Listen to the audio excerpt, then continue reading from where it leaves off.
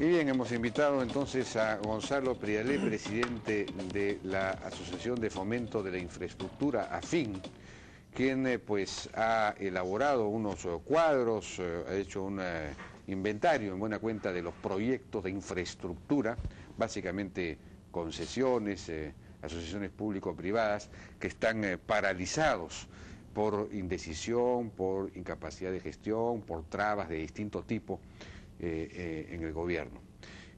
Gonzalo Prialé, ¿cómo estás? ¿Cómo le va? ¿Qué tal? Buenas noches. Buenas noches. Bueno, aquí tenemos el cuadro resumen con los 4 casos distintos, ¿no? Aquí tenemos proyectos de inversión en asociaciones público-privadas mayores a 100 millones de soles presentados por los gobiernos regionales, por 20.000 millones de dólares, ¿no es cierto? Luego hay proyectos de asociaciones, iniciativas privadas e inversiones en contratos de concesión en marcha que pueden desarrollarse en el presente gobierno. ¿Que están en marcha o cómo? ¿En qué situación están estos? No, hay proyectos de asociaciones público-privadas nuevos, iniciativas privadas nuevas, así como inversiones en contratos de concesión en marcha que son asociaciones público-privadas que ya están operando, que continúan y que durante estos años seguirían invirtiendo. En la tercera línea están los proyectos considerados por Proinversión para este año que vienen del gobierno anterior y los 14.000 millones del último grupo son los proyectos que no han sido considerados para el 2012 y que suman 14.000 millones de dólares y que también vienen del gobierno anterior. Así que esta es una mezcla variada. Pero estos, los de los 19.000 millones, entonces ya están en marcha, ¿no es que están...? No, solo algunos. Por ejemplo, tenemos inversiones de Telefónica del Perú, una cantidad que va a invertir durante los próximos años. Eso se anota. Y lo mismo otras empresas que ya están operando. Eso es un grupo de inversiones. Pero yo pensé que esto estaba clasificado por lo que está en marcha y lo que está de alguna manera paralizado. Eso se ve en los dos últimos grupos. Lo que ha priorizado Proinversión para este semestre son 1.051 millones de dólares en proyectos, unos 10 proyectos, y lo que estando listo para entrar a proceso de proinversión en el gobierno pasado ha sido dejado de lado son 14.000 millones de dólares. Además, hubo un foro que organizó CONFIEP y las cámaras regionales, donde los gobiernos regionales presentaron una lista grande de proyectos de interés para ellos, varias APPs. Estas APPs que hemos analizado y creemos que tienen sentido, previo estudio, hay trabajo por hacer, suman como 21.000 millones de dólares. Estas propuestas vienen de las regiones, esto es bien importante. ¿Quién mejor conoce su región que los presidentes regionales? ¿Y esos procesos tendrían que hacerlo las propias regiones o tendría que pasar por Proinversión? Es que esto, dependiendo del tamaño del proceso, probablemente tienen que conversar con el MEF, ver cómo se financia este proyecto, recibir asesoría para poder desarrollar proyectos. Por ejemplo, en la región Amazonas hay 4 proyectos bien importantes que, siendo el presidente regional, ha sido viceministro en el Ministerio de Economía y Finanzas, el señor Arista, creemos que él bien sabe lo que está proponiendo y esas son propuestas muy interesantes. Son centrales hidroeléctricas. Centrales hidroeléctricas en Amazonas que ha propuesto el presidente regional. Y así otros tantos. Lo que vale la pena destacar es que en las regiones hay este deseo de que se hagan obras y además proponen asociaciones público-privadas. Esto es muy importante. Bueno, ojalá que se pueda concretar eso. Ojalá que algo se concrete. Miren, en general, en años anteriores se priorizaron proyectos. Digamos, el mejor año fue el año 2010. Habían 24 proyectos priorizados y se llegó a concursar 8. Esa es la efectividad. Entonces, aplicando el mismo criterio, porque es la misma gente en los sectores, si este año se priorizan 1.000 millones, aplicando la misma relación probablemente saldrán 300 millones de dólares a concurso realmente, porque no se saca todo, ni siquiera con las facilidades que antes se dictaban mediante esos decretos de urgencia que terminaron siendo controversiales. Entonces imagínense ahora, los procesos son lentos, entonces no es que todo lo que se trata de sacar en el año ¿Y por qué no han priorizado esos 14.000 millones de dólares? Habría que preguntarle eso al Ministerio de Economía y Finanzas. Creo que deben tener la mejor intención del mundo. El año pasado se ha registrado un superávit fiscal de casi 2% del producto. Un país tan pobre como el Perú, con una brecha de infraestructura tan grande, darse el lujo de tener un superávit de ese tamaño es excesivamente conservador, sobre todo porque hay necesidades latentes en las regiones, empezando por agua y desagüe. No, claro, pero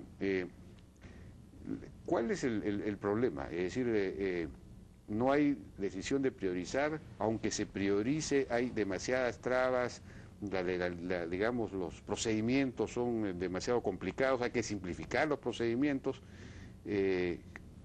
¿Qué es digamos, cuál es el tema? Una serie de acciones que tomar, modificar el marco legal para permitir que los procesos fluyan, que no sean tan largos, tan engorrosos.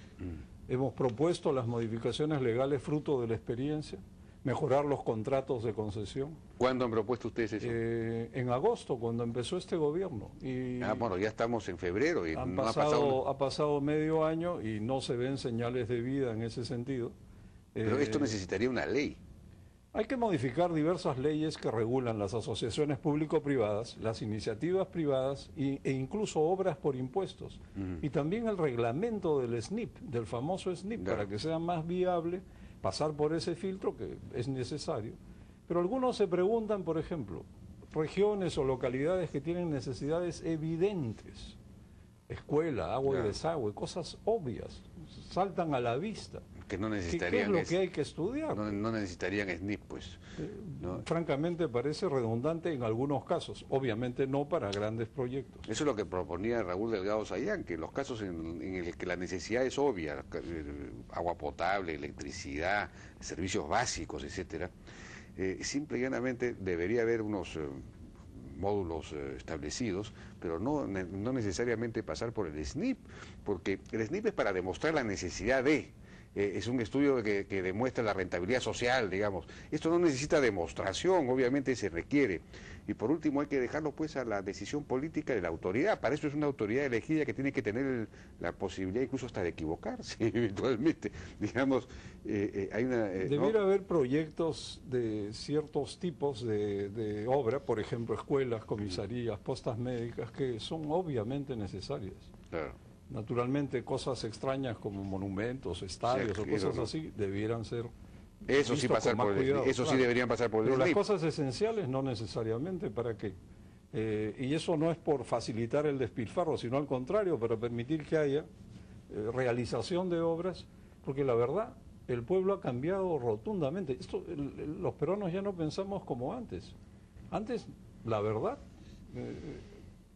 éramos bastante pasivos, aceptábamos que los gobiernos empiecen, agarren ritmo en el año 4, cuando estaban calentando cuerpos se acabó el gobierno, el siguiente gobierno siempre con escobita nueva, tratando de hacer todo distinto y nunca podíamos avanzar. Ahora nos hemos dado cuenta que hay cosas que deben continuar. Claro, pero volviendo, Raúl Delgado Sayán demostraba cómo este proceso del SNIP puede demorar tranquilamente demora 4 años, es decir, cuando el alcalde ha terminado ya su gestión, recién puede inaugurar una obra, si es que ha logrado, recién puede comenzar la obra, porque hay que hacer un estudio de un perfil, luego un estudio de prefactibilidad, luego uno de factibilidad, luego uno de estudios de definición. Son como 4 tipos de...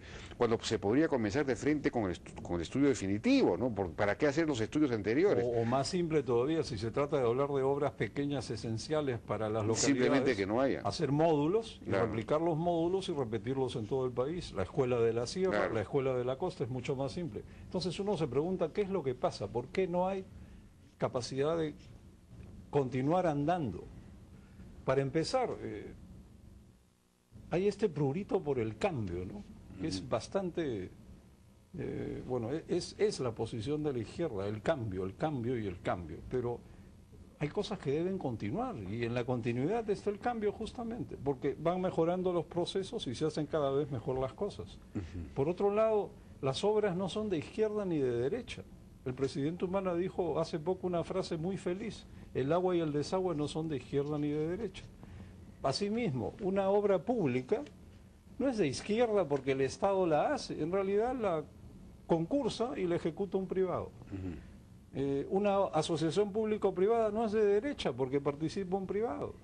O sea, no, pero ¿quién está diciendo que una obra es de derecha o de izquierda? Se están inventando un fantasma que no existe. No, es que uno se pregunta por qué hay este rechazo a las asociaciones público-privadas. Bueno, por el hecho que ¿Por qué hay una megacomisión investigadora cuyo objetivo es investigar todas las concesiones? Ojalá dijeran A, B, C o D. No, es todas. Sí, pues, entonces hay un prejuicio marcadísimo, como si la inversión privada fuera mala. Y la inversión privada es necesaria para que haya crecimiento y para que haya inclusión social. El presidente Humala lo ha apreciado, lo está tratando de poner en marcha, pero no lo acompañan. Su equipo, sus congresistas en el legislativo parece que estuvieran jugando un partido aparte. Sí, pues. Viven haciendo oposición, hacen oposición investigando todo lo que hizo el gobierno anterior. Bueno, esa oposición al gobierno anterior. Es que no saben a qué oponerse, me pregunto. Y ahora debieran actuar como gobierno. Ahí hay un rol fundamental que debe jugar Daniela Bugatás, que es quien dirige el legislativo. Hay autonomía de poderes. Así como el presidente Humala ha fijado una pauta clara: inversión privada, inversión pública, vamos juntos para desarrollar al país. En el legislativo debieran entender eso mismo y trabajar en ese sentido. Pero también en los ministerios, ¿no? Porque, parece haber un contraste entre la actitud del presidente Humala en España, por ejemplo, y en Davos, invitando a la inversión española o europea a venir al Perú. La inversión española sería básicamente, me imagino, en temas de infraestructura, porque no va a venir a invertir en minería, ¿no? Esa no es entonces, pero para eso tendría que destrabarse todos estos procesos que faciliten la inversión, pues precisamente en infraestructura, las asociaciones público-privadas, las concesiones. ¿Eso de qué depende? ¿Eso de qué depende? ¿Es un problema, son los funcionarios los que están parando esto, los ministros que no toman decisión, el propio presidente que no se interesa en los proyectos, que no está encima de ellos, las trabas estas, las leyes que habría que modificar con una ley? ¿Cuál es el problema? Bueno, hay que hacer modificaciones legales, pero sobre todo hay que tener el rumbo claro, tomar las decisiones. Los ministros tienen que liderar sus sectores. Si los funcionarios sienten que hay todo este ruido político en torno a la inversión privada, una marcha por el agua, que en realidad es una marcha contra la inversión privada. Todo esto al mismo tiempo provoca pues un desaliento en los funcionarios y mucho temor a actuar. Y si el ministro no es claro y tajantemente dice vamos a hacer esta cosa o esto u otro porque conviene al país, entonces las cosas no se van a mover. Y tampoco se trata de, aunque es cierto que los sueldos en la administración han sido tan bajos, que no hay funcionarios probablemente tan calificados como necesitaríamos, sin embargo, esto no se resuelve solo con funcionarios mejor pagados, porque en el fondo seguiríamos teniendo el mismo problema. Si el ministro no está claramente decidido a empujar en un sentido, las cosas no se van a mover. Sí, no, pero necesita pues personal técnico capaz, ¿no? También, por supuesto. Hoy día hay dos noticias sacadas simplemente del día de hoy. Hay un informe del IPE, una opinión del IPE, del Instituto de Programa de Economía, que dice, no solo no se está avanzando en la reforma del servicio civil, sino que ni siquiera se ha nombrado a nuevo jefe de la Autoridad Nacional del Servicio Civil, es decir, Servir, desde octubre del año pasado. El gobierno está concentrado en la creación de la Escuela Nacional de Administración Pública, que dicho sea de paso es un modelo que no necesariamente es aplicable al Perú y podría ser muy malo, no ser eficiente. Digamos, Servir es fundamental para que hayan buenos gerentes, para que funcione la administración pública. Y sin embargo no le dan importancia. Otro tema, en Arequipa, esta noticia viene de Arequipa, colapso de desagües por lluvias inundaron varias viviendas. Se requiere contratar, la empresa Sedapar de Arequipa, requiere contratar 100 personas, tiene el presupuesto para eso, para arreglar estas emergencias, se han colapsado las tuberías y todo lo demás, pero no se puede atender, pero no puede hacerlo porque la SUNAS y el Ministerio de Economía y Finanzas no aprueban la contratación de personal ¿Cómo es posible que necesiten la aprobación de la SUNAS y del Ministerio de Economía y Finanzas para contratar un personal para una tarea de emergencia porque han colapsado y hay que reemplazar rápidamente o desatorarlas? En fin, es una cosa increíble. No, la verdad es que el Estado es un monstruo infernal. Es bien difícil que un país salga adelante con un Estado como este, calamitoso. Entonces, si encima no hay liderazgo claro y los ministros no están decididos a empujar claramente a favor de inversión privada para hacer cambios en el país, cambios materiales de verdad, no vamos a salir adelante. Por otro lado, hablábamos de España, la excelente visita a España, y hay una paradoja.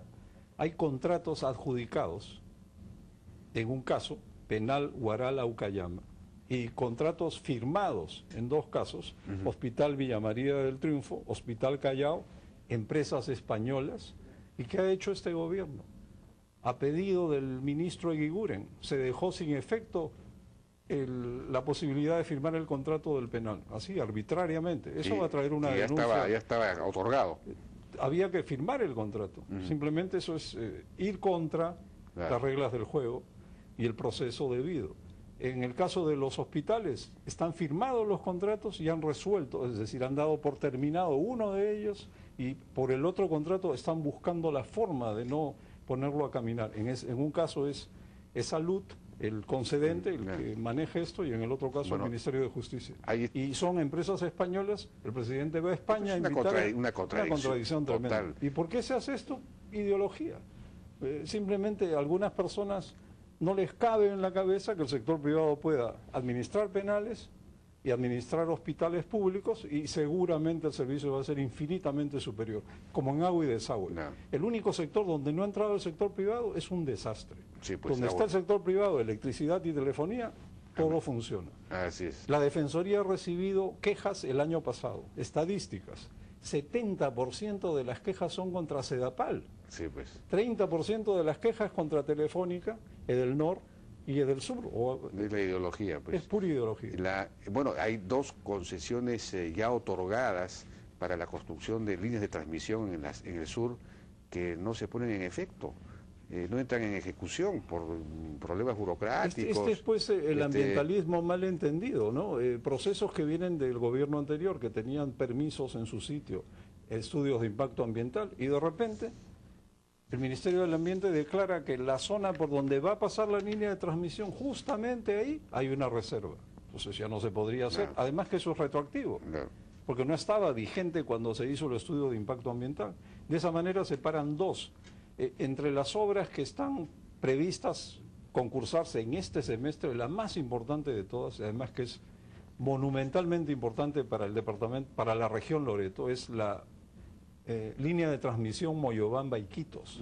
Ya he escuchado, otra vez comienza el rollo, problemas ambientales. Van a objetar el proyecto seguramente antes que se llegue a concursar. Sí. Lo que pasa es que como el trazo todavía no está definido, no hay forma de meterle una reserva y bloquear el proyecto. Es decir, el deporte nacional el ambientalismo mal entendido es jugar a dispararle a los proyectos para paralizarlos. Es que quieren destruir el modelo. Han paralizado, han derogado la ley que permitía estos proyectos de hidroeléctricas en el río Mantaro,